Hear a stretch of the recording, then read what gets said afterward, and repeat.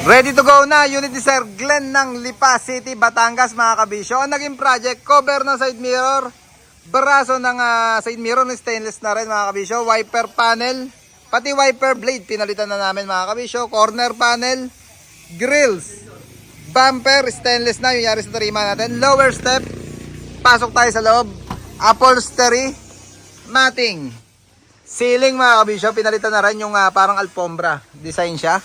Tapaludo sa likod. Clearance light na Shili Duo. Pintura. Yan. Nirefresh yung pintura niya mga kabisyo. Mula dito sa ulo. Hanggang dyan sa body niya. Toolbox na medium size mga kabisyo. Meron na rin to. Ayan sa ilalim siya nakamount. Toolbox. At ano ba yung mga ginawa sa likod? Rear bumper. Sir Glenn. Sir. From Lipa. Ikutin ko na sir. Para may souvenir tayo sa unit nyo. Yung pintuan ng wing van nila mga kabisyo. Ng unit. Request ni Sir Glenn, lagyan natin ng parang bintana dyan na merong slant na stainless siya, pininturahan lang natin para bumagay dun sa mismong pinto niya mga kabisyo. Para mayroong ventilation kung sakaling ang pangarga ay kailangan ng merong singawan. At request niya, lagyan din dito na sliding window sa may harapan, bandang gitna mga kabisyo. Meron na rin yan na merong acrylic plastic, sliding siya. Bosch Europa, ito yung mga naging project mga kabisyo, basahin ko lang. Bosch Europa, tsaka yung change oil nito mga kabisyo, pinagawa na rin sa atin. Lahat ng wheel cap, D7, radiator, pinalitan na rin. 4HE1 yung engine nito mga kabisyo. Transmission oil, pinalitan na rin. Parang kinondisyon na lahat mga kabisyo.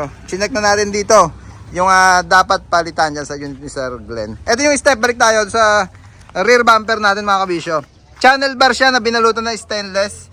Request din na Sir Glenn, para hindi madulas, lagyan natin ng aluminum na checkered plate do sa ibabaw nung mismong tapakan natin. Syempre sticker meron na yan. Souvenir natin sa unit ni Sir Glenn, pati dito sa harapan niya sa may windshield. Ito ba isa yung chrome ng door handle. Pwede naman tong kung magpapakabit kayo mga kabisyo, kasi meron to na plate dito yung buo. Pwedeng plate lang, pwedeng handle lang, or pwedeng pareho. May option naman mga kabisyo kung gusto nyo na ganong chrome dyan sa handle. Yan, yung corner panel, nabanggit ko na, wiper panel.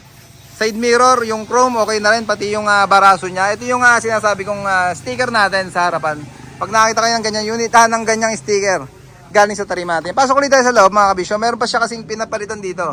Itong dashboard niya mga kabisyo. Yan, yung dashboard ni Sir Glenn. Brand new. Yung kinabit na rin natin dyan. Para all goods na malinis ng tingnan dito sa harapan.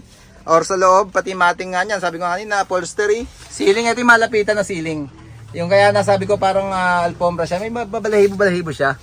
Parang ginagamit sa mga baffles mga kabisyo or doon sa kahon ng speaker kung pamilyar kayo doon. Sa ganong mga tela.